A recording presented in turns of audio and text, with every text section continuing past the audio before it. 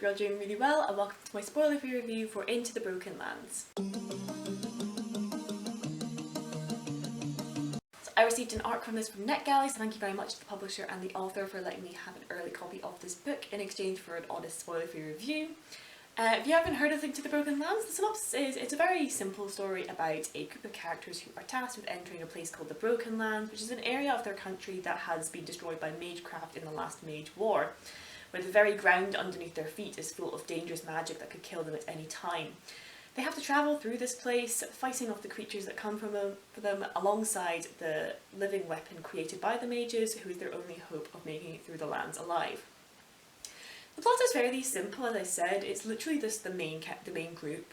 You know, they arrive at this place called Gateway, which is the town that sits on the border of the Broken Lands and is where the weapon lives, and they then move on into the lands to face the horrors there. It's well paced. It's not quite what I'd call a slow story, but it takes most of the book for them to reach their goal, and then they also have to make their way back again. So it's not the most fast-paced book in that sense, but the journey does take some time. But plenty of things do happen to them for the book to be engaging and therefore kind of fast-paced. Whilst we're mainly following the main character Ryan, who is the new heir to the Lord Protector of the land, but we also get flashback chapters to his, I believe it's his great uncle, when he made the journey at Ryan's age as heir to the Lord Protector. Alongside he was travelling alongside a gateway healer, Ariana, who accompanies them, and you also get seen from her point of view. I really like that we see both journeys alongside one another. You know, with the chapters flow together really nicely. You know, you don't ever get repeats of a section of the journey. So say if you see this particular section of the journey from Garrett's point of view, you'll then pick up Ryan's point of view once they've completed that, and they'll maybe mention how Garrett went through that sort of same part of the journey sort of thing, if that makes any sense. You know, and the things that happen in Garrett's tale become relevant and meaningful to the company in present day.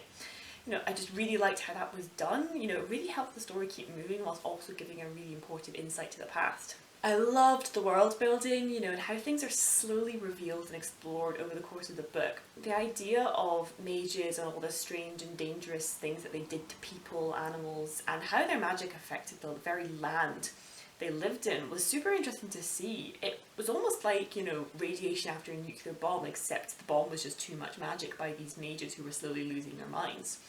You know, in the city that Ryan and the others come from, magecraft is very much banned and seen as evil, but in Gateway they have a slightly different attitude towards magic as a whole, and I liked seeing these people from the city be the outsiders in this small close-knit community for those chapters when we were in Gateway. There are also these people called scholars who are from the city, and you know, there's this idea that the scholar sort of sect are completely untouchable, even, you know, even from the Lord Protector. Anyone else, you know, for him or anyone else to go against the scholars is a very dangerous move, which makes them some really interesting conflict between Ryan and the two scholars who are on the trip into the Broken Lands to study them. You know, over the course of the book, I really like how we see the scholars' arrogance, and you get a sense that the scholars are much more devious and dangerous than you might think as well. So they're a really interesting addition to this world and to this core cast of characters.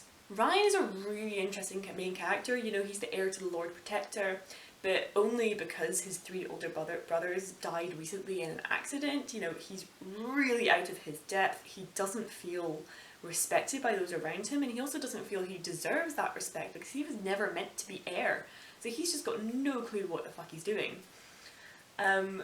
His task into the Broken Land really feels like a way for him to prove himself to others as well as to himself.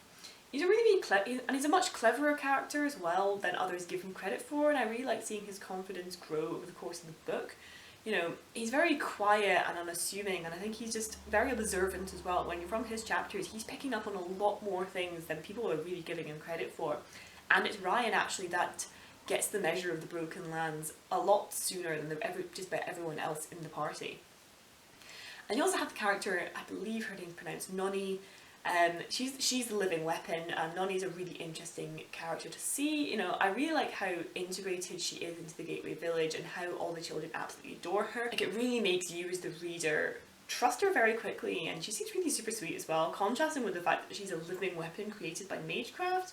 You know, I like how observant she is and what we learn about the other characters from her point of view chapters. you know, she's very deadpan and direct a lot of the time, and she's sort of doing her best to make it clear to everyone else in the party just how dangerous everything is, and it takes a while for them to actually start listening to her, because she's like, guys, everything's gonna fucking kill you, and they're like, yeah, sure, you know, and she's just like literally saying like, oh my god, they're all gonna die. So like her point of views are always really funny, and like, you know, almost unintentionally adding some humour to certain conversations as well with her bluntness, and she's very direct as well. You know, she's very much, this will kill you. You know, very, sometimes they'll ask her questions and it's very much yes, no. She's very short and to the point. I really like that about her character. I really liked her relationship with Ryan, you know, and the conversations they have with one another. It's not a friendship as such, but a very much a mutual respect that grows over the course of the book, and I really enjoyed seeing it, especially since both of them feel unrespected within the group. You know, I like that they kind of form that respect with each other and stuff, and particularly for Ryan as well, because this is the first person who's looked at him and gone, you know, you are the heir to the Lord Protector, you know, you're in charge.